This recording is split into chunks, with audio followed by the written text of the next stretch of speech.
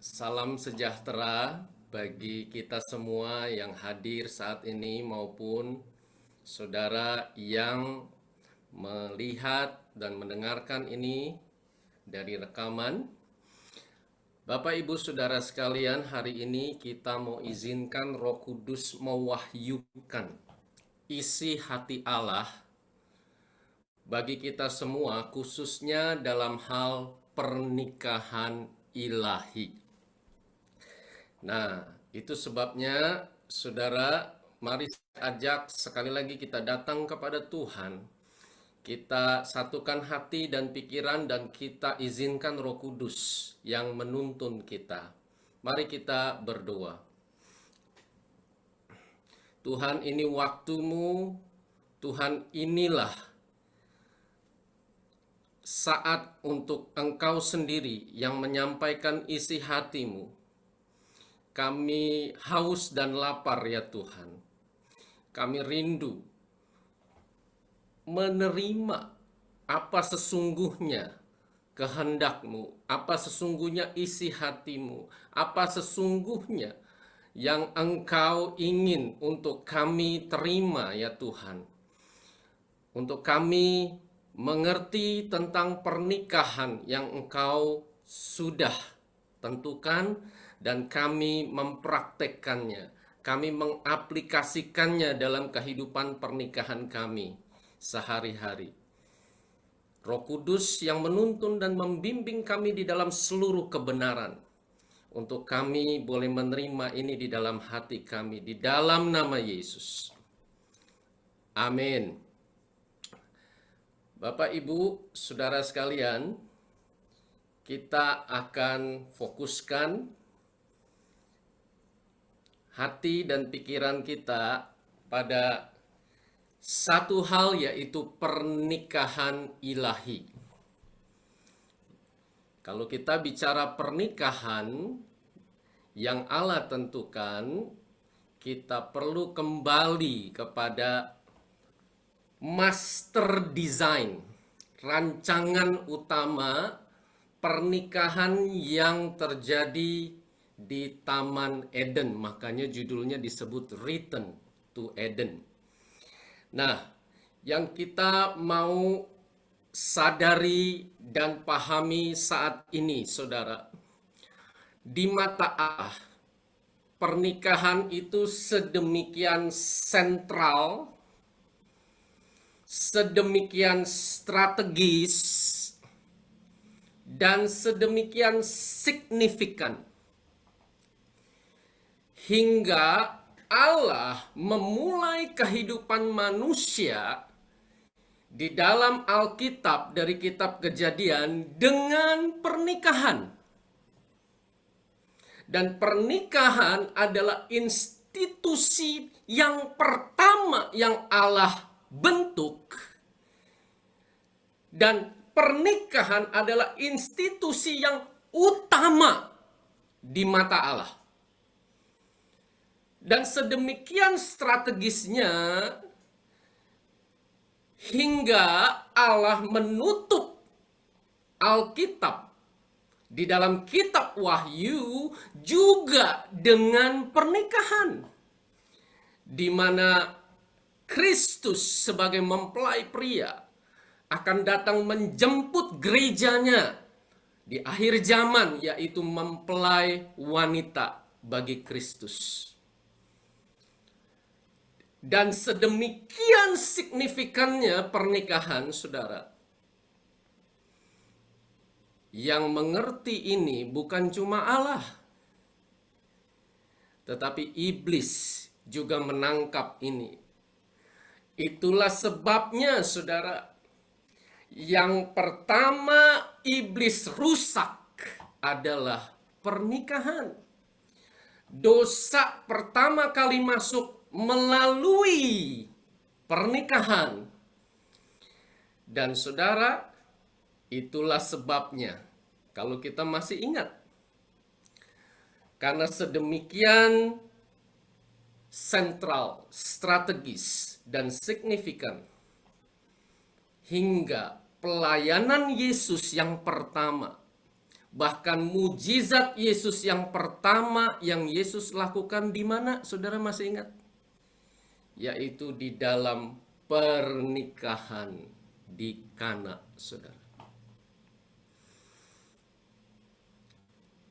Itulah sebabnya, saudara, pernikahan, hubungan suami istri itu menjadi sesuatu yang krusial, sangat penting. Dan sekaligus, saudara, hubungan pernikahan menjadi hubungan yang paling rentan, paling fragile, paling mudah pecah, paling vulnerable, paling mudah diserang, paling terbuka bagi serangan. Dan ini berlaku bukan cuma dalam kehidupan orang-orang yang belum percaya Tuhan. Bahkan ini berlaku bagi kehidupan orang percaya, bahkan pelayan Tuhan, bahkan pemimpin-pemimpin Kristen, dan juga bahkan orang-orang yang sudah sedemikian lama hidup di dalam Tuhan. Hubungan pernikahan menjadi hubungan yang tetap rentan terjadi permasalahan. Itulah sebabnya Bapak Ibu Saudara, mari hari ini kita akan perhatikan 3 prinsip utama di dalam pernikahan ilahi. Kejadian 2 ayat 18 sampai 25. Tuhan Allah berfirman, "Tidak baik kalau manusia itu seorang diri saja. Aku akan menjadikan penolong baginya yang sepadan dengan dia." Lalu Tuhan Allah membentuk dari tanah segala binatang hutan dan segala burung di udara. Dibawanyalah semuanya kepada manusia itu untuk melihat bagaimana ia menamainya. Dan seperti nama yang diberikan manusia itu kepada tiap-tiap makhluk yang hidup, demikianlah nanti nama makhluk itu. Manusia itu memberi nama kepada segala ternak, kepada burung-burung di udara, dan kepada segala binatang hutan, tetapi baginya sendiri ia tidak menjumpai penolong yang sepadan dengan dia. Lalu Tuhan Allah membuat manusia itu tidur nyenyak. Ketika ia tidur, Tuhan Allah mengambil salah satu rusuk daripadanya, lalu menutup tempat itu dengan daging. Dan dari rusuk yang diambil Tuhan Allah dari manusia itu, dibangunnyalah seorang perempuan, lalu dibawanya kepada manusia itu. Lalu berkatalah manusia itu, "Inilah dia, tulang dari tulangku dan daging dari dagingku. Ia akan dinamai perempuan sebab ia diambil dari laki-laki. Sebab itu, seorang laki-laki akan meninggalkan ayahnya dan ibunya dan bersatu dengan istrinya, sehingga keduanya menjadi satu daging. Mereka keduanya telanjang, manusia dan istrinya itu, tetapi mereka tidak merasa malu." Ada satu prinsip yang pertama di dalam pernikahan ilahi, yaitu pernikahan adalah 100% dari Allah dan bukan manusia. Bapak, Ibu, Saudara sekalian, pernikahan itu adalah ide Allah. Pernikahan adalah inisiatif Allah. Pernikahan adalah rancangan dari Allah sejak semula. Dan itu semua datangnya dari Allah.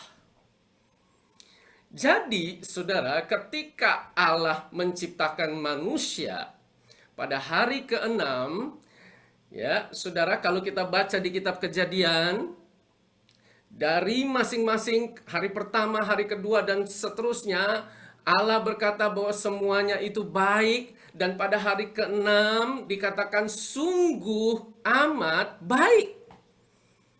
Dan saat itu belum ada dosa, saudara. Tetapi dari baik dan sampai sungguh amat baik, perhatikan saudara, belum ada dosa.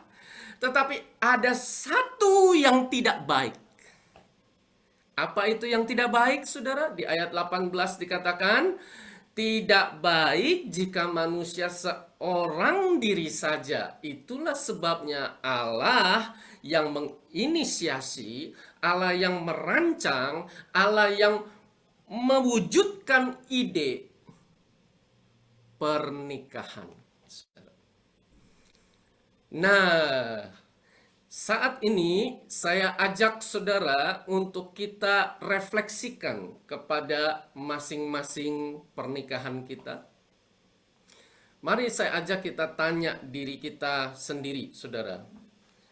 Baik saudara yang sudah menikah baru tahun lalu, atau sudah belasan tahun, atau bahkan sudah puluhan tahun. Apa alasan saya menikah pada saat itu? Apakah untuk mendapatkan kebahagiaan? Ya, inilah saudara alasan yang banyak sekali diadopsi oleh sedemikian banyak pasangan, saudara. Kalau pada tahun 80-an ada komik dari penulis komik namanya Hans Christian Andersen, ya, di akhir dari komik itu, saudara, ada istilah kata-kata yang sangat terkenal, yaitu and they live happily ever after.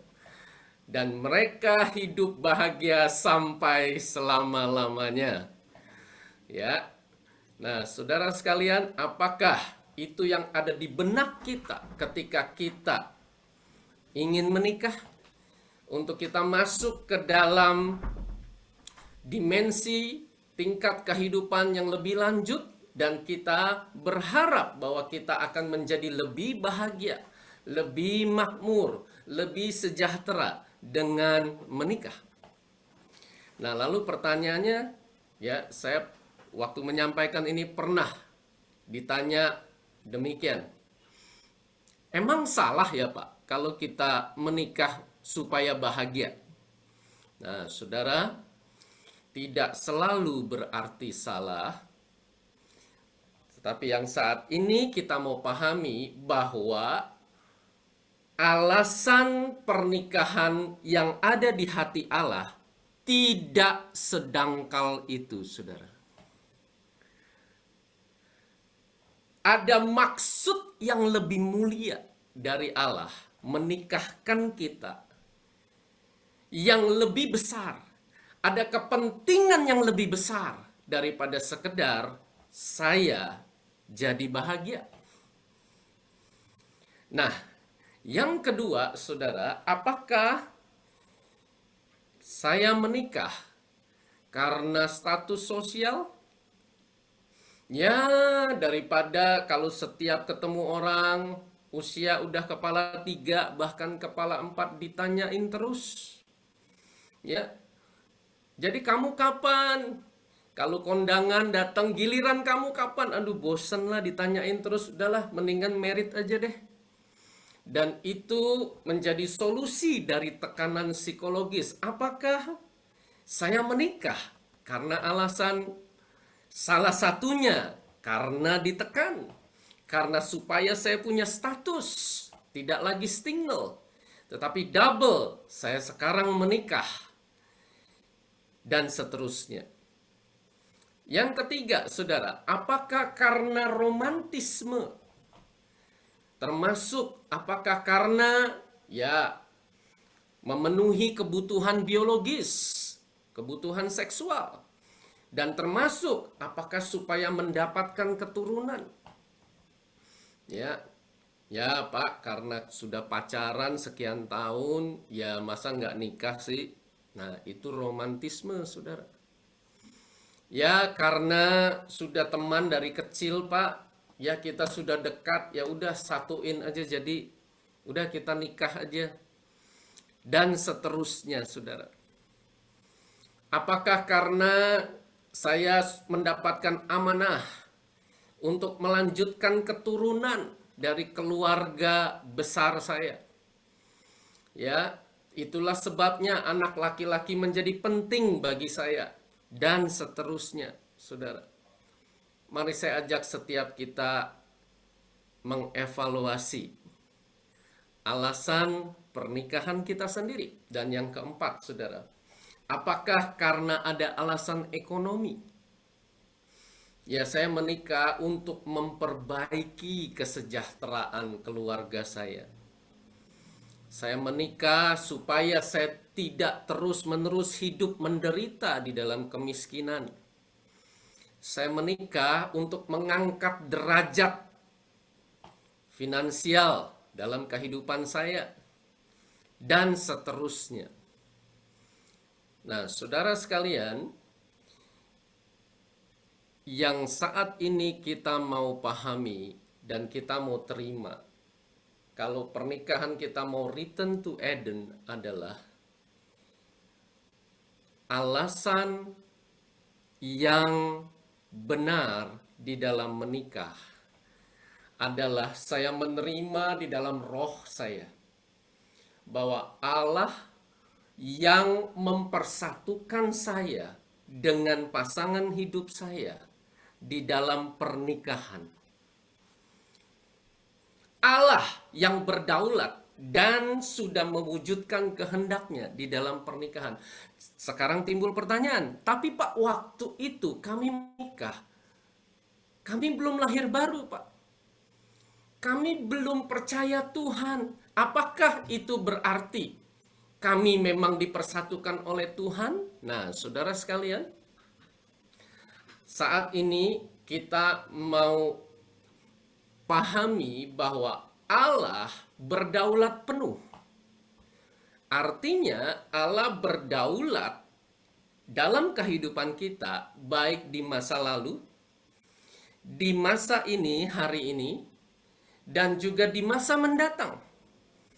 Itu artinya kalau kita menikah, walaupun kita belum orang percaya, saudara, kita percaya bahwa Allah yang mengizinkan itu terjadi dan semua di dalam kendali Allah. Allah berdaulat penuh. Kalau kita jadi menikah dengan pasangan hidup kita, itu artinya Allah yang mengizinkan dan Allah yang berdaulat penuh, dan itu semua terjadi di dalam kehendak Allah. Nah, kalau sekarang kita sudah lahir baru, kita menjadi ciptaan baru, ya, walaupun dulu alasan menikah kita bukanlah alasan yang alkitabiah. Nah, apa yang harus kita lakukan saat ini? Saat ini adalah kita bersama pasangan, bergandengan tangan, datang kepada Tuhan, dan mengakui, mengkonfes, dan menerima di dalam roh kita bahwa Allah yang sudah mempersatukan saya dengan pasangan hidup saya, dan Allah yang berdaulat penuh atas kehidupan pernikahan kami.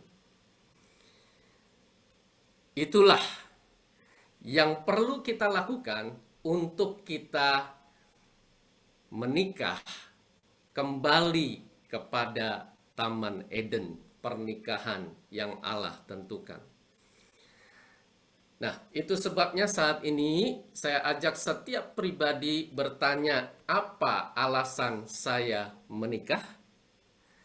Ya, inilah poin pertama sebelum kita lanjutkan pada poin yang kedua, saudara. Ya, mari kita sampai di sini dulu untuk kita menyerap, untuk kita ya menerima poin pertama ini. Silahkan kita punya kesempatan untuk berdiskusi, apakah itu dalam bentuk tanya jawab atau dalam bentuk tanggapan, feedback, dan seterusnya. Silakan, Pak Roy. Ya, buat Bapak Ibu yang ada pertanyaan, bisa ketik di kolom chat atau ketik raise hand. Di reaction tuh ada bisa raise hand. Nanti saya bisa pandu Bapak Ibu. Ini menarik sekali ya Bapak Ibu ya. gimana pernikahan kita tuh bisa kembali ke Taman Eden. Silakan Bapak Ibu, jika ada pertanyaan bisa ketik di kolom chat atau raise hand, nanti saya akan pandu, Bapak Ibu bisa langsung open mic-nya. Ya, Pak Roy, boleh kesempatan ini Pak Roy sharing sedikit. Ya. Dulu alasan Pak Roy menikah itu termasuk alasan yang mana Pak Roy? Alasan menikah saya ya, eh saya itu alasannya karena ingin punya teman diskusi sebenarnya, Pak. Jadi waktu saya bermimpi begini ya, ada masalah-masalah dalam hidup ke depan, saya punya partner berdiskusi untuk menemukan jalan keluarnya. Dan yang saya harapkan dari istri saya saat itu adalah seorang yang tunduk, yang lembut, tipikal Jawa. Saya nggak sadar ternyata dia karo, Pak. Guru tarigan. Saat itu waktu pacaran dia nggak ngeliatin bahwa dia tuh bro karo, dia ngeliatin dia orang Jawa, Pak. Begitu menikah baru saya sadar, oh ternyata dia tarigan. Gitu, Pak Ensit. Ya, oke, baik. Terima kasih ya. Baik, kita bisa ambil waktu untuk melanjutkan pada poin yang kedua. Ya. Nah, Bapak, Ibu, Saudara sekalian, prinsip yang kedua, pernikahan adalah 100% oleh Allah. Bapak Ibu Saudara bisa bayangkan apa yang terjadi di Taman Eden. Saudara, ya. Saat itu cuma ada pribadi Allah dan pada hari ke-6 ada pribadi Adam yang diciptakan segambar dengan Allah. Nah, lalu apa yang terjadi, Saudara? Allah yang punya ide, Allah yang punya inisiatif, Allah membuat Adam tidur lelap. Nah, itulah sebabnya kita menangkap bahwa pernikahan itu 100% karena Adam itu nggak ngapa-ngapain, Saudara. Adam itu tidur, Saudara. Dan apa yang dilakukan oleh Allah? Allah yang mengambil salah satu tulang rusuk Adam dan membentuk Hawa dari tangannya sendiri. Dan ketika Hawa jadi, Saudara, Allah yang membawa Hawa kepada Adam setelah Adam bangun. Dan Allah yang mempersatukan Adam dan Hawa di dalam pernikahan ilahi. Jadi Saudara, pernikahan yang pertama itu yang jadi orang tuanya Adam siapa? Allah, Saudara. Allah lah bapaknya Adam yang menciptakan Adam. Nah, lalu jadi yang duduk dalam ya pernikahan kudus ya di kursi orang tuanya Hawa siapa, Saudara? Allah juga. Allah duduk di kursinya orang tuanya Hawa. Jadi Saudara bisa bayangkan ya itu wedding seremoninya, Saudara. Allah sekarang jadi orang tuanya Hawa. Allah yang membawa Hawa kepada Adam. Lalu yang jadi gembala pernikahan siapa? Allah juga. Allah yang terus berdiri di tengah Adam dan Hawa. Allah yang mempersatukan Adam dan Hawa. Nah, lalu yang memberkati siapa? Allah juga. Karena Allah yang berdaulat penuh atas pernikahan Adam dan Hawa. Nah, jadi Saudara perhatikan, Adam dan Hawa itu tidak melakukan apa-apa. Artinya pernikahan itu 100% sepenuhnya dilakukan oleh Allah. Nah, bagaimana kita mengaplikasikannya, Saudara? Ini prinsip yang kita mau terima bahwa Allah yang menjadi operator utama di dalam hidup pernikahan kita. Dan Allah yang memimpin keluarga kita, suami dan istri. Kalau Allah mengaruniakan anak juga termasuk bersama anak-anak. Ini yang disebut konsep trialoh. Apa itu konsep trialoh, saudara? Ada dua jenis konsep pernikahan. Ya, orang yang belum kenal Tuhan memandang pernikahan adalah sedemikian eksklusif antara suami dan istri. Jadi konsep duniawi memandang pernikahan hanya melibatkan dua pihak, yaitu suami dan dipersatukan dengan istri.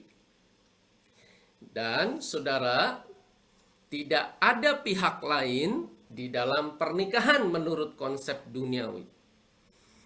Tetapi di dalam pernikahan ilahi menganut konsep Alkitabiah bahwa di dalam pernikahan bukan cuma ada suami dan istri, tetapi justru pribadi utama di dalam pernikahan bukanlah suami dan bukanlah istri.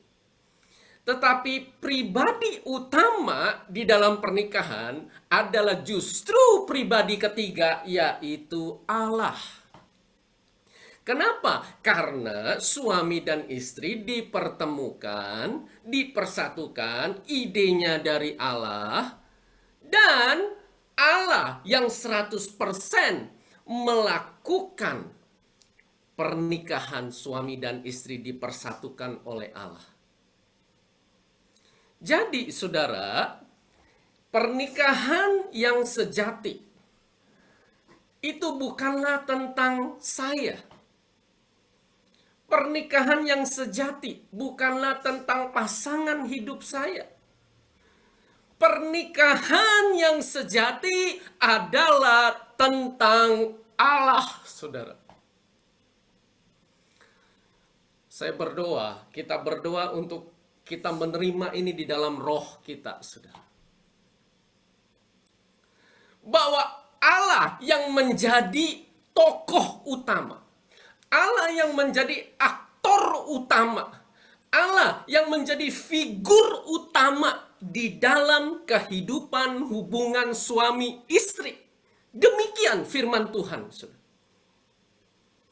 Semua dilakukan oleh Allah. Loh, jadi prakteknya gimana, Pak?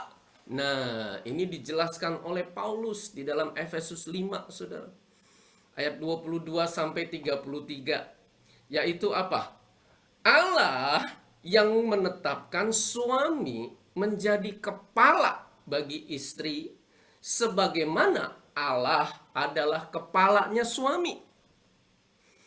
Itu sudah ditentukan oleh Allah, dan Allah yang memberi perintah kepada suami untuk, hai suami-suami, kasihilah istrimu.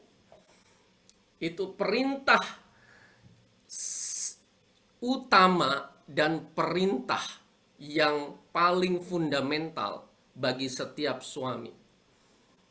Kenapa demikian, saudara? Karena Allah menjadikan suami sebagai gambaran Kristus. Dan perintah Allah bagi para istri, ini adalah perintah yang utama dan perintah yang fundamental untuk istri tunduk kepada suamimu. Jadi kalau kita mau jadikan Allah sebagai figur utama, firman-Nya harus menjadi otoritas penuh yang mengatur kehidupan suami dan istri.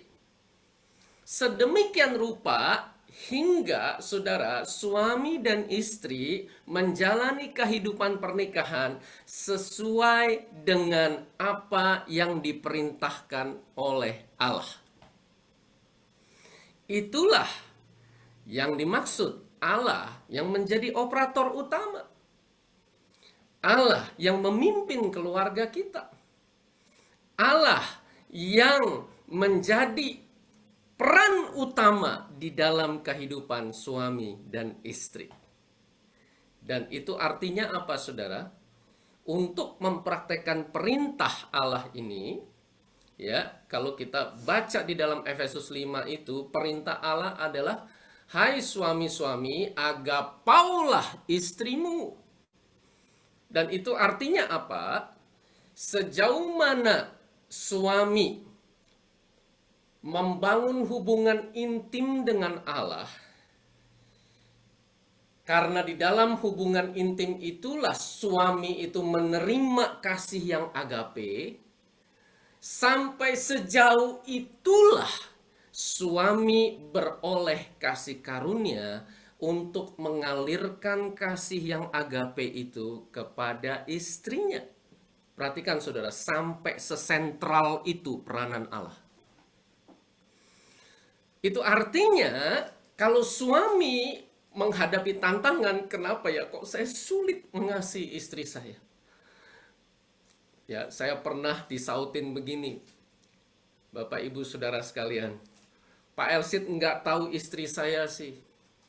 Kalau Bapak tahu jenis ini, yaitu istri saya orangnya kayak gimana, Pak Elsit baru tahu betapa sulit untuk praktek mengasihi istri saya. Nah, saudara sekalian, firman Tuhan mengajarkan, saudara, justru karena kalau kita menghadapi kesulitan praktek mengasihi istri, itu tantangannya, tahu nggak saudara? Tantangan utama bagi suami itu bukanlah terletak pada istri. Tetapi tantangan utama adalah sampai sejauh mana saya menerima, saya menyerap, saya mengalami kasih yang agape dari Allah untuk saya alirkan kasih yang tidak bersyarat itu kepada istri saya. Itulah yang dilakukan Kristus kepada jemaat, kepada saudara dan saya, kepada orang-orang yang dikasihinya, kepada gerejanya. Dan demikian pula tantangan bagi istri. Pak, kalau Bapak tahu jenis bagaimana suami saya itu, maka Bapak bisa mengerti betapa sulitnya saya tunduk kepada suami saya. Tahukah saudara, ya, kalau kita mempraktekkan prinsip ini yang kedua ini, bukan oleh kekuatan kita sendiri. Karena pernikahan ilahi itu 100% operatornya Allah. Jadi bagian kita hanya mengalirkan.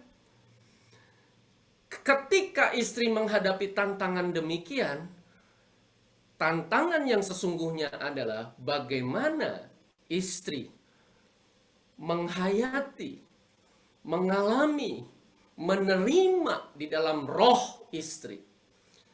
Sebagaimana jemaat tunduk kepada Kristus dan Kristus tunduk kepada Allah.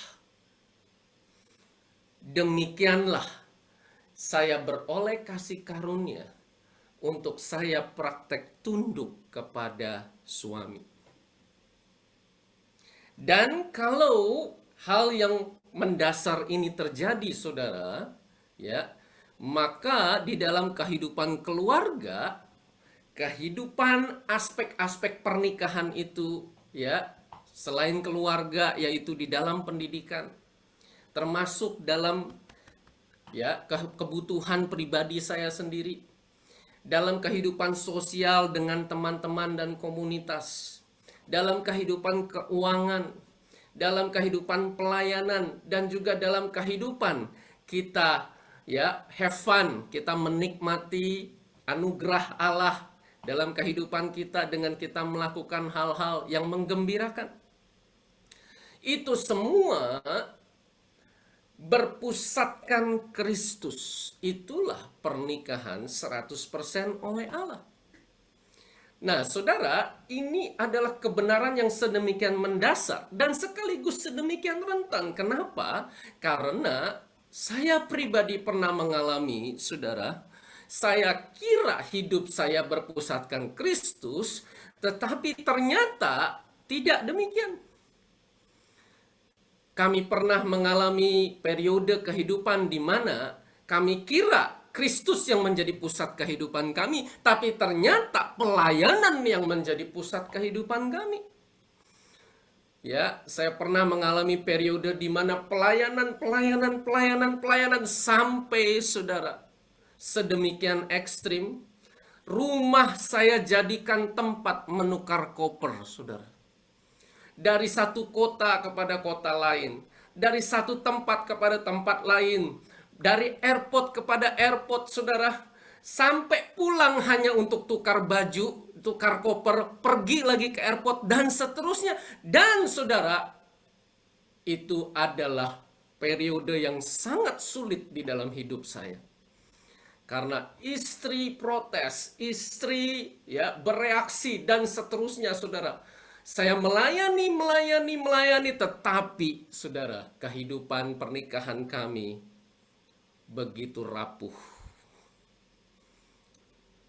Adakah di antara kita yang pernah mengalami atau mungkin saat ini sedang mengalami periode yang demikian? Dan kita juga menemukan ya keluarga-keluarga, pasangan-pasangan yang menjadikan pusat hidup mereka itu bukan Kristus. Mari saya ajak kita tanya diri kita sendiri, apakah uang yang menjadi pusat kehidupan pernikahan kita? Pak, dari mana kita tahu yang jadi pusat kehidupan kita itu apa? Nah, saudara, tanya diri sendiri.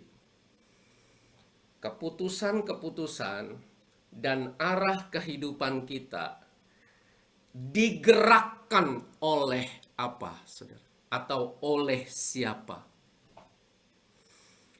Dari sanalah kita tahu pusat kehidupan kita adalah apa atau siapa. Nah, di dalam prinsip yang kedua ini, mari saya ajak kita tanya setiap pribadi kita sendiri.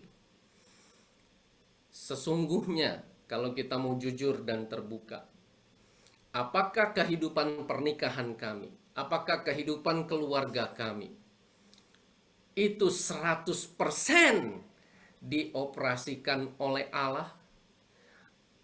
Siapa atau apa yang menjadi pusat dalam kehidupan pernikahan kami?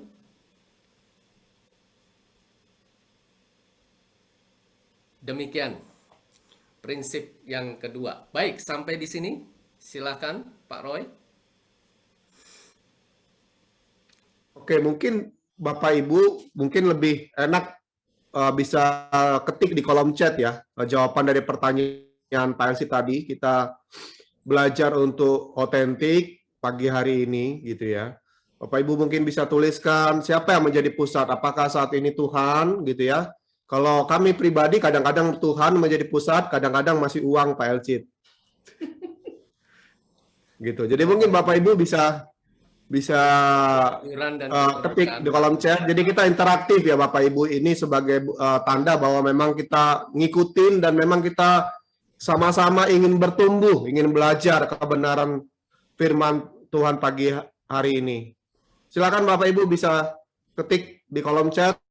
Kalau enggak mungkin bisa Pak Elcid continue pengajarannya, materinya. Jadi Bapak Ibu silakan. Sementara Pak Elcid membagikan pengajaran, feel free, bebas aja Bapak Ibu bisa ketikkan pertanyaan Bapak Ibu, gitu ya. Di ruang ini tidak ada penghakiman, kita semua sama-sama belajar dan ingin bertumbuh bagaimana pernikahan kita menjadi pernikahan ilahi.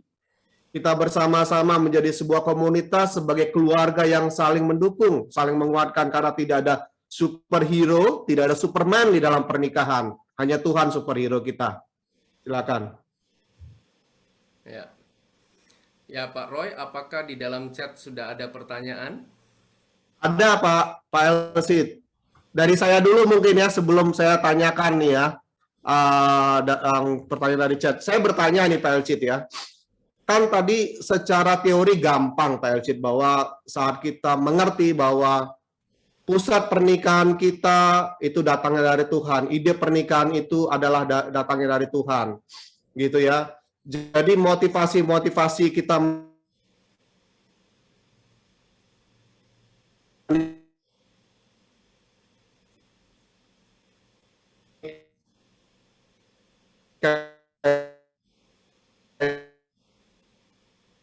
itu bukan sekedar untuk bahagia, kan kayak kata Paulus, gitu ya. Saat itu baik entah suami atau istri dalam masa kebodohan, kita tidak ada dalam kondisi sama-sama berdoa sepakat. Kan doa sepakat ini yang menjaga untuk kita tetap tinggal dalam roh, tetap ingat bahwa Tuhan yang menjadi kepala yang berdaulat. Nah, kalau salah satu pasangan atau keduanya both itu kondisi yang nggak eling, Pak Elsit, nggak sadar bahwa tujuan besar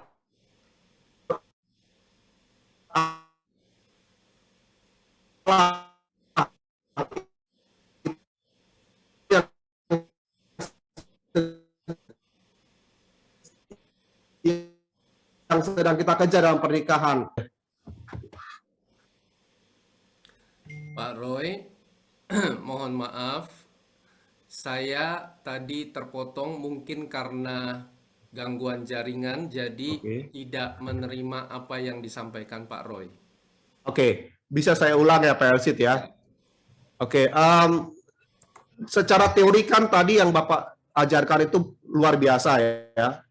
Itu bisa mudah sekali secara teori. Kalau kita pasangan suami istri benar-benar menyadari bahwa pernikahan ini merupakan inisiatifnya Allah dan Allah yang berdaulat. Artinya kalau kita sadar saat itu, maka kita bisa mengesampingkan ekspektasi kita tadi. Tujuan kita untuk menikah tadi, untuk bahagia, dan etc. Tapi kan pasti ada kondisi yang dinamakan masa kebodohan, Pak Elsit. Ya, mungkin saat itu suami dan istri sedang tidak ada dalam doa sepakat nih, tidak ada dalam roh, tidak sama-sama dalam roh. Atau keduanya nih, atau salah satu maksud saya. Nah, akhirnya yang terjadi kan ada pihak-pihak, baik suami atau istri yang lupa bahwa Allah yang berdaulat dalam pernikahan. Pasti terjadilah chaos di situ, entah berantem lah, entah sakit hati lah, entah konflik lah, kecewa. Nah, pertanyaan saya Pak Elcid, kalau suami atau istri atau keduanya dalam masa kebodohan tersebut, gimana untuk kembali ke track yang benar gitu loh, untuk kembali menyadari bahwa Allah lah yang inisiatif pernikahan ini, Allah lah yang berdaulat. Itu loh Pak Elcid. Yes. Silakan, gimana? Terima kasih untuk pertanyaan Pak Roy. Nah, itulah sebabnya kita mau pahami bahwa kita tidak diciptakan sendirian. Ini maknanya bukan hanya sekedar secara pribadi. Artinya Allah mau untuk kita dipersatukan di dalam pernikahan. Supaya kita nggak sendirian. Ini juga bermakna korporat. Artinya sebagai pasangan suami istri, saudara, kita tidak boleh sendirian. Kita ditentukan oleh Allah untuk hidup di dalam komunitas bersama dengan pasangan-pasangan pernikahan ilahi yang lain. Di dalam komunitas kita, di dalam gereja kita, di dalam orang-orang bersama-sama orang-orang yang Tuhan tempatkan di sekeliling kita. Dan itu sebabnya penting sekali untuk kita saling membangun, saling mengaku dosa, supaya kita beroleh kasih karunia dan darah Yesus menyucikan kita. Disinilah pentingnya pemuridan. Disinilah pentingnya komunitas sepakat. Disinilah pentingnya kompak untuk kita bersama-sama saling membangun, saling belajar, untuk kita dimuridkan di dalam jalan-jalan Tuhan. Sampai satu titik kita mencapai pertumbuhan rohani yang semakin serupa dengan Kristus, dan tidak berhenti sampai di situ. Tuhan yang menghendaki juga untuk kita bukan cuma dibangun, tapi kita juga diutus untuk kita melayani pasangan-pasangan yang lain. Nah, jadi bagaimana kalau kita masa kebodohan, bagaimana kalau kita bisa lupa, bagaimana kita masuk periode sulit. Jadi kita harus datang kepada komunitas. Tentunya pasangan-pasangan yang mengasihi Tuhan. Pasangan-pasangan yang kita tahu cukup dewasa rohani, pasangan-pasangan yang kita bisa percayai, pasangan-pasangan yang kita lihat hidup mereka, hidup di dalam kasih karunia Tuhan. Walaupun belum sempurna, walaupun masih banyak kekurangan, tapi kita melihat bahwa ada ketaatan, ada anugerah Tuhan yang menyertai mereka. Untuk kita bersama-sama bertumbuh ke arah kepenuhan Kristus itu. Dan kita belajar bersama mempraktekkan pernikahan yang ilahi. Demikian Pak Roy. Oke, luar biasa Pak Elsit ya. Berarti memang sangat krusial peranan komunitas ya. Komunitas yang tepat ya Pak Elsit ya. Yes. Komunitas yang menjadi brother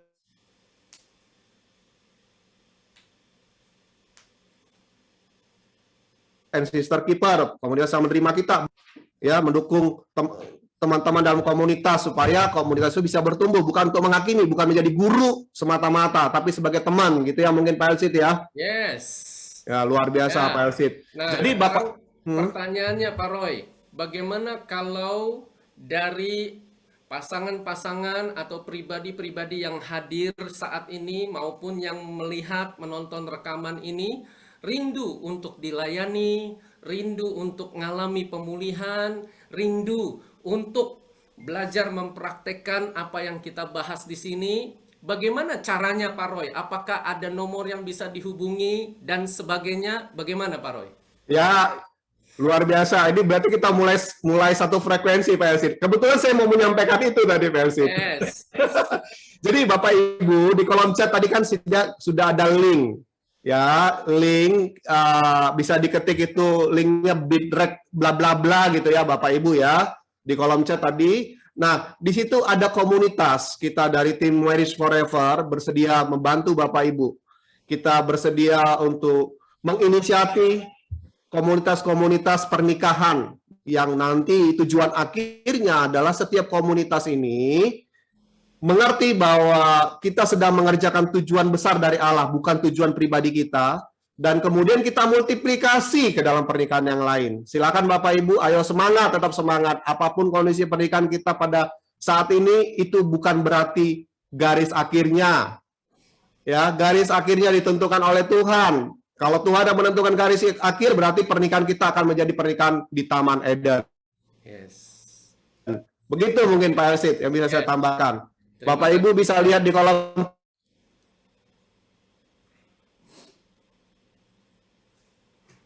chat ya, linknya ya.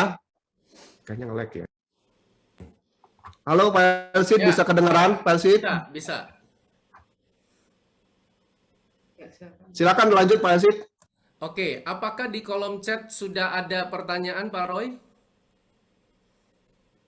Ini ada pertanyaan Pak Elsit dari, sebentar saya baca ya Pak Elsit ya. Dari Pak Yusuf Ho. Pak Elsit mau tanya nih. Kalau suami istri,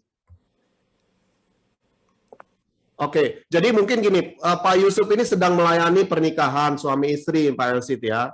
Nah, pernikahannya sedang ada masalah dan Pak Yusuf sekarang dalam posisi mau membantu untuk, aduh nih nggak, tolong bantu Mam ini Mam, nggak kelihatan Mam. Ya udah gitu aja. Ini. Oke, jadi pernikahannya ada masalah dan Pak Yusuf ini mau membantu untuk mereka paham, sudah nggak bukan saya, atau minta tolong mungkin Pak Yusuf bisa open mic langsung tanyakan. Makasih Pak Roy. Karena pertanyaannya panjang sementara di Iya. Oke, Pak Elcit jadi mau bertanya saya begini. ini terbatas untuk baca ininya gitu. Iya betul.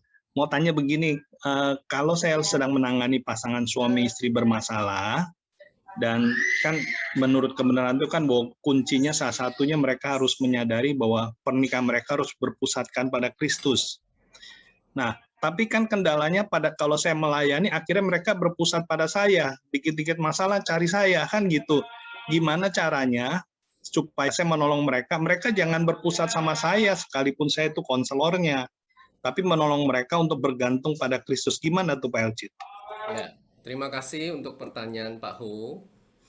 Nah, memang saudara, dalam beberapa kasus tertentu yang di mana kondisi pasangan yang kita layani itu sedemikian parah dan sedemikian hancur, ya,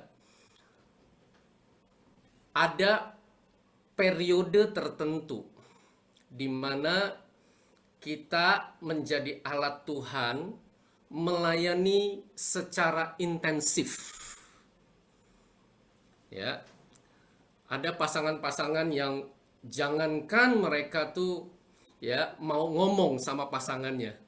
Karena sudah sedemikian hancur percaya diri mereka, harga diri mereka, gambar diri masing-masing pasangan ini, ya. Sedangkan kepada diri mereka sendiri aja mereka belum berdamai. Ya.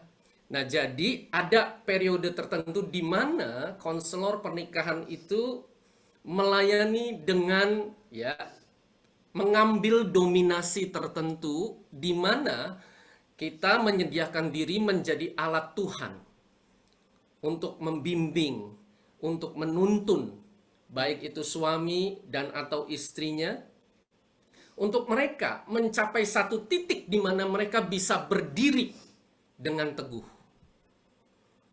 Ya, jadi dalam beberapa kasus kompleksitas tinggi ada periode di mana konselor melayani secara intensif. Tetapi secara prinsip, saudara, itu dilakukan di dalam konteks konselor itu menjadi kepanjangan tangan Tuhan. Ya. Nah, ketika kita menemukan pasangan ini, apalagi kalau suami dan istrinya sudah mengalami pemulihan yang fundamental secara pribadi, ya, inilah saat dimana kita bisa melihat bahwa masing-masing sudah bisa berdiri teguh di atas kakinya sendiri, ditopang oleh firman Tuhan.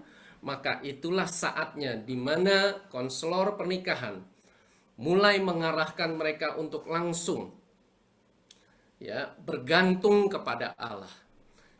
Izinkan Roh Kudus yang bekerja, Roh Kudus berperan lebih banyak. Jadi ketika pasangan-pasangan demikian itu terus nanya lagi ke saya, nelpon lagi ke saya tanya, loh, kamu udah berdoa belum? Ya, coba kamu tanya diri sendiri, coba Roh Kudus bicara apa? Kamu ambil waktu berdiam diri. Tanya Tuhan, apa yang harus kamu lakukan? Nah, saudara, saat itulah di mana kita mengarahkan setiap pribadi kita untuk kita berfokus kepada Kristus. Roh Kudus yang ada di dalam diri setiap kita, termasuk pasangan yang kita layani, itu yang berperan lebih banyak untuk menuntun kita di dalam jalan Tuhan. Demikian Pak Ho. Ya, terima kasih Pak Elcid. Thank you. Terima kasih. Ini ada pertanyaan lagi nih, Pak Elcid nih. Ditanyakan gini, Pak mau tanya, apakah konsep yang tadi Bapak jelaskan 100% masih bisa diterapkan saat ini? Karena konsep tersebut kan pada saat Adam dan Hawa kan belum jatuh dalam dosa.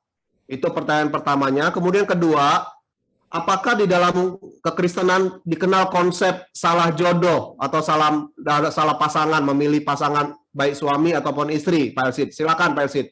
Ya, baik. Apakah prinsip kebenaran ini masih tetap relevan dalam kehidupan real saat ini, termasuk bagi pasangan-pasangan yang waktu dulu saat menikah itu belum di dalam Tuhan, atau sudah di dalam Tuhan tetapi belum mengerti prinsip kebenaran ini? Nah, saudara, ini yang kita mau pahami, bahwa Allah berdaulat penuh atas kehidupan kita, baik di masa lalu, di saat ini, ataupun di masa depan. Allah berdaulat penuh. Inilah yang disebut divine appointment. Semua terjadi atas persetujuan Allah. Penunjukan ilahi itu terjadi, saudara, waktu kita bertemu dengan pasangan hidup kita saat ini, waktu itu kita belum di dalam Tuhan, itu terjadi atas seizin Allah. Nah, saudara, saat sekarang kita sudah menjadi ciptaan baru, bagian kita adalah apa saat ini?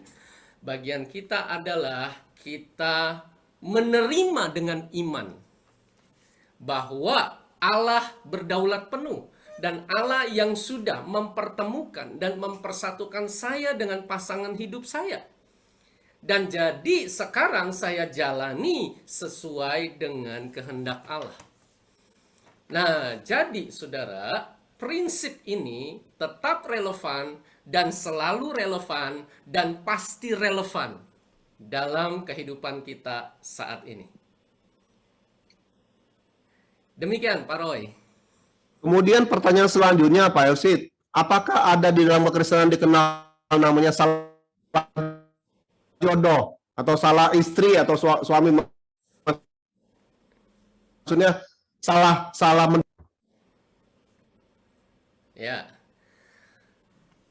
Bukti paling konkret bahwa kita ini tidak salah jodoh adalah buktinya kita dinikahkan, kita sudah dipersatukan di dalam pernikahan. Nah, jadi saudara, ya, Allah berdaulat penuh artinya semua yang terjadi itu atas seizin Allah dan itu tidak salah. Memang tidak selalu sempurna menurut pandangan manusia, tetapi itulah kehendak Allah yang berdaulat atas hidup kita. Dan ini harus kita terima dengan iman, saudara.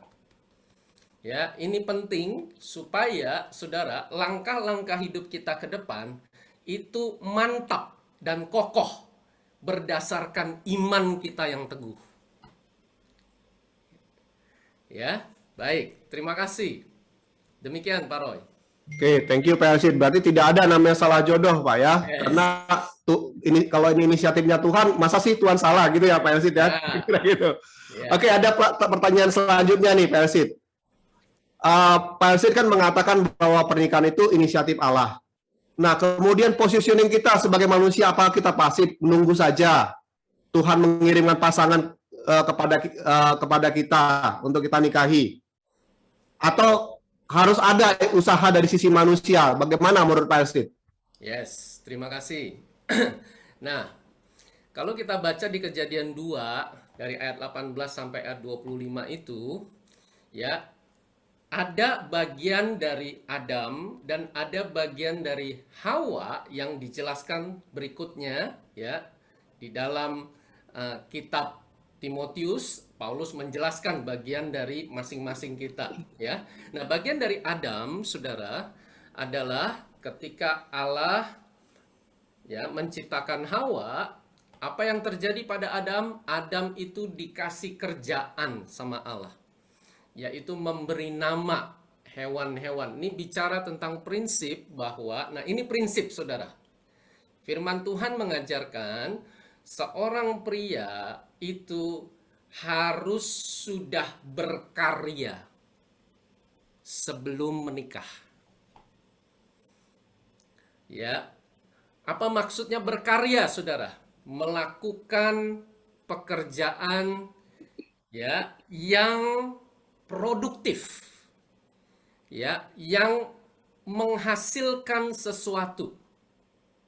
Ya, itulah yang terjadi pada Adam sebelum dinikahkan dengan Hawa.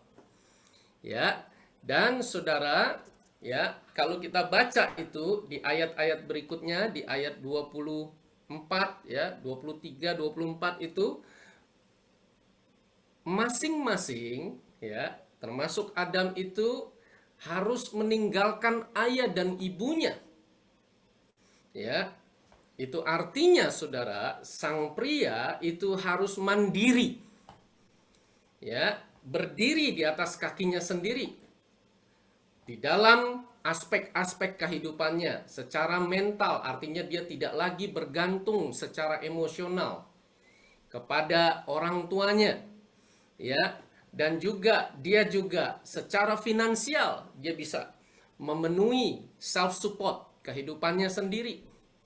Ya, di dalam aspek otoritas, Saudara, ketika dia mau masuk ke dalam pernikahan, dia sadar bahwa ketika dinikahkan oleh Allah, dia masuk ke dalam otonomi yang baru dengan Allah. Ini institusi yang baru.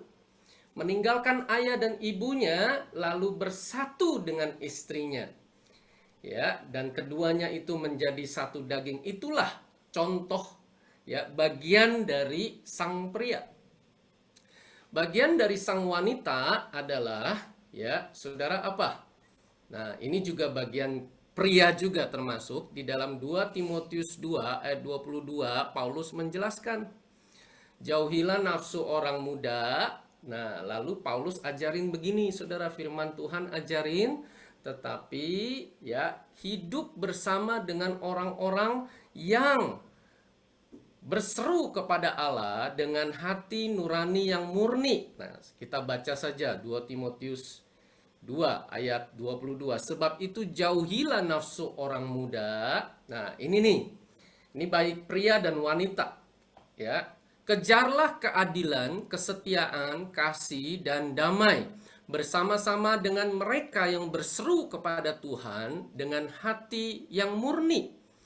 Nah, artinya apa? Firman Tuhan ajarin untuk kita bergaul, Saudara.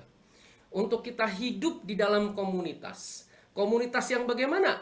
Komunitas dengan orang-orang yang berseru kepada Tuhan dengan hati yang murni. Artinya, setiap kita, ya, hidup di dalam komunitas orang-orang yang mengasihi Tuhan. Orang-orang yang hidup dalam kasih karunia Tuhan. Karena dari situlah, ya, Saudara, tempat di mana Allah mempertemukan kita dengan pasangan hidup kita. Ya. Demikian, Pak Roy.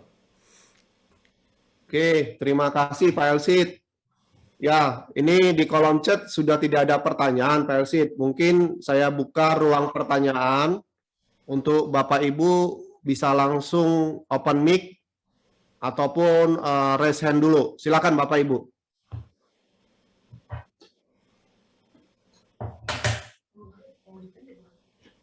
Ya. Oke. Apakah kita bisa lanjutkan dulu, Pak Roy? Silakan dilanjut Pak Elsit kalau begitu. Ya.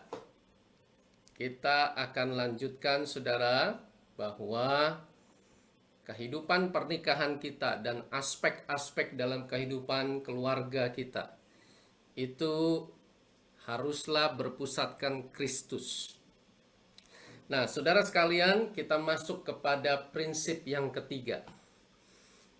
Pernikahan adalah 100% bagi Allah. Jadi di dalam prinsip pertama, pernikahan adalah 100% dari Allah. Itu artinya Allah adalah konseptor pernikahan yang sejati. Yang kedua, pernikahan adalah 100% oleh Allah. Allah adalah operator di dalam pernikahan kita. Dan yang ketiga, pernikahan adalah 100% bagi Allah. Itu artinya Allah adalah investor. Allah adalah stakeholder. Allah adalah pemangku kepentingan di dalam pernikahan kita. Demikian yang diajarkan firman Tuhan. Kenapa Allah yang menikahkan kita? Kenapa Allah berinisiatif? Dan kenapa Allah sendiri yang sampai turun tangan? Allah sendiri yang melakukan pernikahan kita? Karena Allah punya kepentingan atas pernikahan kita. Apa kepentingan Allah itu? Yaitu Allah punya maksud, Allah punya tujuan, Allah punya visi melalui pernikahan kita.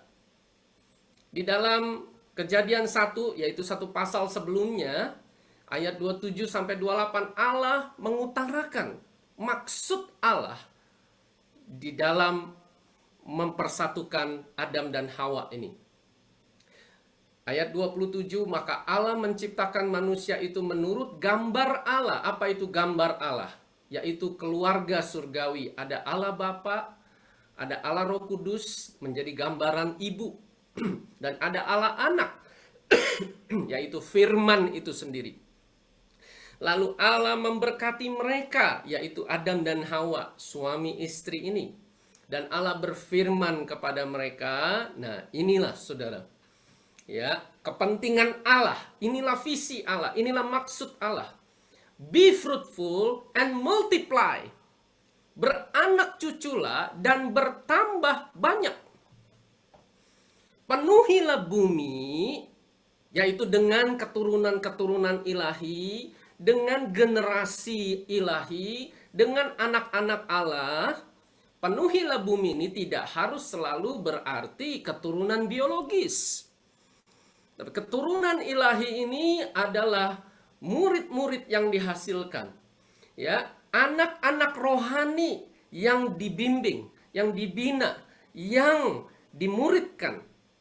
Termasuk anak-anak kandung, itu sudah menjadi bagian di mana Allah memberi mandat kepada suami dan istri untuk memuridkan anak-anak, termasuk anak-anak kandung.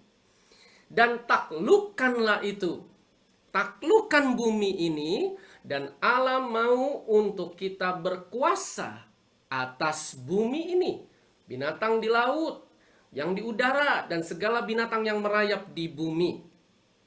Nah, saudara, karena Allah punya kepentingan untuk melalui pernikahanlah, inilah metode Allah, inilah cara Allah untuk merebut kembali bumi yang sudah dikuasai oleh iblis ini. Dan itulah sebabnya cara Allah untuk bermultiplikasi komunitas-komunitas kerajaan Allah ini yang utama melalui pernikahan. Karena melalui pernikahan itulah terjadi multiplikasi. Termasuk hal keturunan biologis dan juga keturunan murid-murid saudara rohani. Dan karena Allah punya kepentingan ini saudara, maka pernikahan itu menjadi gambaran Allah menjadikan pernikahan sebagai etalase. Allah jadikan pernikahan sebagai display, sebagai gambaran, sebagai contoh, sebagai drama yang hidup, hubungan Kristus dengan gereja. Bahwa Kristus sudah mengasihi gereja dengan mati di atas kayu salib dan dibangkitkan untuk menjemput gerejanya di akhir zaman. Dan etalase hidup akan karya Allah inilah yang dimana Allah menaruh kepentingan melalui pernikahan. Nah, sekarang kita mengerti, saudara, bahwa pernikahan bukanlah sekedar untuk kita, suami atau istri bahagia. Pernikahan bukanlah sekedar supaya kita bisa meningkatkan status. Pernikahan bukanlah sekedar tujuan-tujuan yang dangkal dan lahiriah. Tetapi, saudara, pernikahan adalah alat di tangan Allah untuk memenuhi tujuan Allah dan kepentingan Allah. Makanya pernikahan itu adalah 100% bagi Allah. Allah yang punya kepentingan paling besar di dalam pernikahan. Ini yang disebut pernikahan bagi kemuliaan Allah, saudara. Apa maksudnya, saudara? Kalau kita nggak mengerti ini, saudara, kata-kata pernikahan bagi kemuliaan Allah itu menjadi terdengar klise, saudara.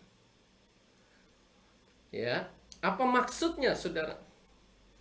Allah yang sedemikian mulia, sedemikian agung, sedemikian hebat, sedemikian dahsyat, sedemikian besar, sedemikian mengagumkan, saudara. Saudara, kalau kita ketemu suatu produk atau suatu hal yang luar biasa, yang hebat, ya, saudara, film yang benar-benar bagus, itu biasanya ada sequelnya, saudara. Judulnya itu nanti ada keduanya. Lalu ada ketiganya, bahkan ada film-film yang sampai kelima, saudara. Sinetron juga ada yang lanjutannya. Ya, produk itu, saudara, barang kalau benar-benar laris, saudara, benar-benar istimewa, itu akan ada, saudara, variannya. Apakah itu varian low sugar, tanpa gula? Apakah itu varian diet? Apakah itu varian, ya, saudara, no kalsium, no, ya, tanpa lemak, dan seterusnya. Nah, saudara, kalau sesuatu yang benar-benar istimewa, itu kecenderungannya adalah bermultiplikasi, melanjutkan, bertambah banyak, saudara. Sedemikian mulianya Allah, kemuliaan Allah itu sedemikian luar biasa. Allah rindu kemuliaan Allah ini, saudara, bermultiplikasi dan berefleksi. Itulah sebabnya Allah berinisiatif membentuk satu institusi, yaitu pernikahan. Untuk kepentingan bermultiplikasi, menjadi kepanjangan, menjadi refleksi, menjadi contoh. Inilah kemuliaan Allah, di mana Kristus mengasihi gerejanya, suami mengasihi istri, mempelai pria mengasihi mempelai wanita tanpa syarat. Saudara, kalau kita menghayati kebenaran ini, saudara, ketika kita menghayati isi hati Allah dalam pernikahan ilahi ini, maka saudara, tiba-tiba kita menemukan masalah-masalah yang kita hadapi itu menjadi nggak ada artinya, saudara. Kenapa? Karena kita menangkap kepentingan yang jauh lebih besar. Dalam pernikahan kita menghadapi tantangan-tantangan, masalah-masalah, sehingga kita beroleh kasih karunia untuk kita tidak mementingkan diri sendiri, tetapi kita mementingkan kepentingan Allah. Dan kita beroleh kasih karunia untuk tidak hidup bagi diri kita sendiri, tetapi hidup bagi kepentingan Allah. Dan itulah anugerah yang Allah berikan untuk kita mati. Dan Kristus yang hidup sebagai suami, Kristus yang hidup di dalam kehidupan istri, dan kita boleh beroleh kasih karunia untuk suami mengasihi istri, dan istri tunduk pada suami sebagai gambaran Kristus dan jemaat. Demikian yang diajarkan firman Tuhan. Dan pertanyaannya sekarang, wah Pak, kalau begitu gimana untuk kita mengaplikasikannya? Nah, saudara, kita bisa mulai dengan bertanya kepada diri kita masing-masing. Suami dan istri boleh ambil waktu teduh, berdiam diri di hadapan Allah, dan bertanya, apa visi Allah bagi pernikahan kami? Kalau kita menerima bahwa Allah yang punya kepentingan dalam pernikahan ini, Allah yang punya maksud dan tujuan, sesungguhnya Allah berkehendak yang bagaimana melalui pernikahan kami? Apa sesungguhnya tujuan spesifik yang Allah mau capai melalui Allah mempersatukan kami di dalam pernikahan ini? Saudara sekalian, ketika kita menerima visi Allah ini menjadi pangkal untuk kita mengemban misi bahwa pernikahan ini bagi kemuliaan Allah. Demikian firman Tuhan. Ya, silakan Pak Roy. Oke, terima kasih Pak Elsid. Ini mungkin ada pertanyaan terakhir ini Pak Elsid ya, sebelum nanti saya akan bagikan poin-poin yang sangat berarti ya, luar biasa yang dari Pak Elsid bagikan tadi. Pertanyaannya begini Pak Elsid, bagaimana kalau suami istri ini pasangan yang beda agama Pak Elsid? Nah, gimana kita bisa menjalankan konsep yang tadi bahwa pernikahan ini untuk Allah, bagi Allah? Nah, khususnya kalau misalnya salah satu entah suami, saya nggak tahu di pertanyaan ini apakah suami atau istrinya ada yang dominan, Pak Elsid. Nah, yang dominan ini mendidik anak-anak ke arah agamanya, ya, which is mungkin di sini adalah agama seberang. Nah, kalau pertanyaannya Bapak ini adalah kalau misalnya pasangan dominan tadi meninggal, gitu ya, sementara anak-anak udah dididik dalam agama seberang, dalam kondisi seperti itu, apakah bisa disebut pernikahan itu gagal? Apakah Allah gagal merancang pernikahan itu, Pak Elsid? Silakan, Pak Elsid. Baik, kebenarannya adalah Allah tidak pernah gagal. Ya. Baik. Nah, Saudara, pernikahan yang terjadi bukan di dalam Tuhan, ya, artinya pernikahan yang beda keyakinan, itu artinya pasti terjadi bukan karena kehendak Tuhan. Karena Allah berfirman, ya, kita tidak menikah dengan yang tidak sepadan, artinya terang tidak bisa bersatu dengan gelap. Jadi Allah tidak pernah menghendaki untuk kita menikah dengan orang yang bukan di dalam Tuhan. Nah, jadi pernikahan yang beda keyakinan itu adalah pernikahan yang di luar Tuhan.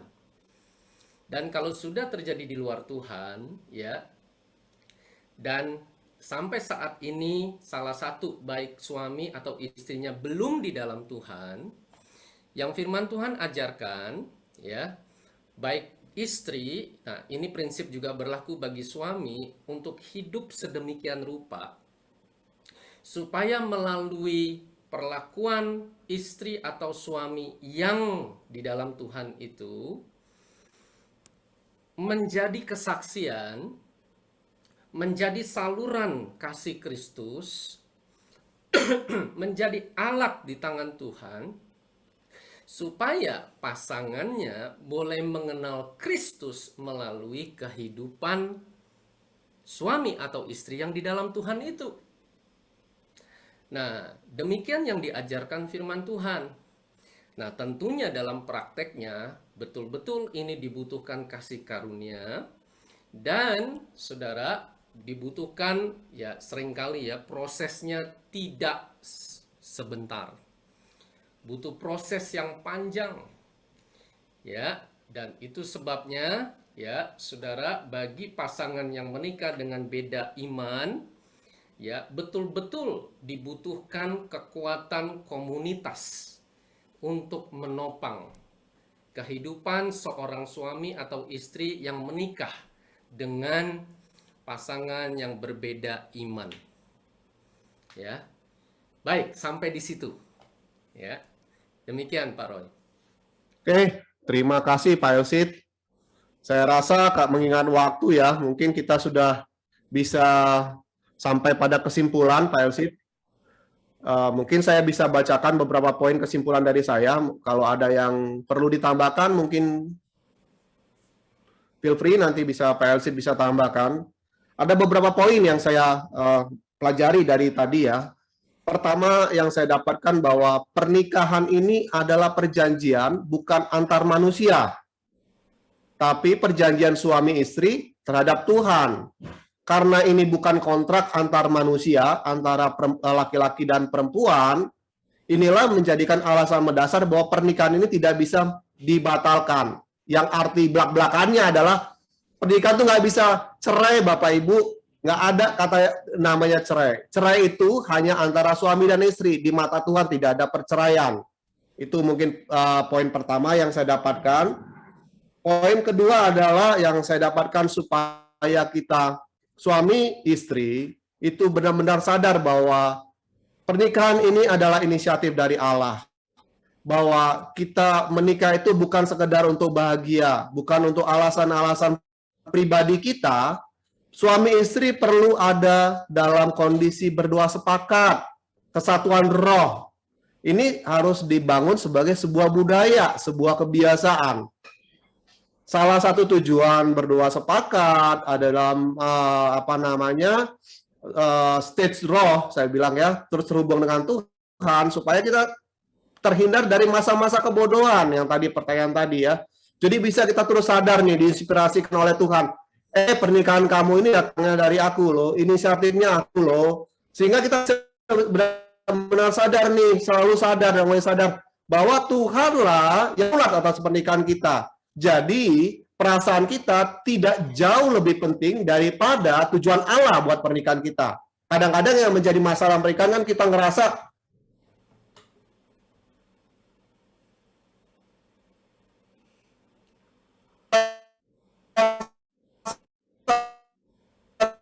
gua nih, saya bisa. Kemudian poin ketiga yang sangat penting yang tidak kurang penting juga adalah kita perlu tetap ada dalam komunitas sepakat.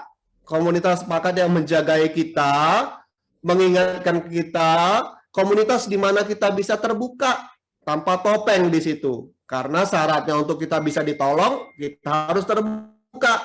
Kita tidak jaga image, kita nggak boleh pura-pura, karena tidak mungkin orang bisa menolong kita dengan maksimal kalau kita masih jaga image, Bapak Ibu. Kemudian poin terakhir yang dari saya, yang saya dapatkan bahwa pernikahan ini adalah 100% inisiatif Allah.